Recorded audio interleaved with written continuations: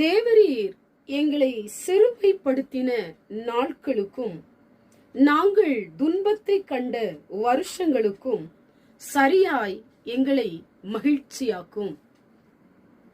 நீங்கள் எதிர்பார்த்த ஆசீர்வாதங்களை கர்த்தர் உங்களுக்கு கொடுத்து உங்கள் தலையை உயர்த்தி உங்களை வாழ வைக்க போகிறார்.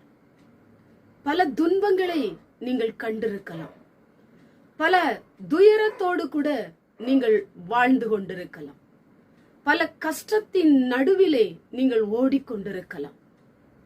எங்க பார்த்தாலும் பிரச்சனை, இந்த பக்கம் போனா பிரச்சனை, அந்த பக்கம் போனா பிரச்சனை, இன்னொரு பக்கம் மனிதர்கள் எழும்பி நிற்கலாம், இன்னொரு பக்கம் உங்களை நினைத்து நீங்கள் அழுது கொண்டிருக்கலாம்.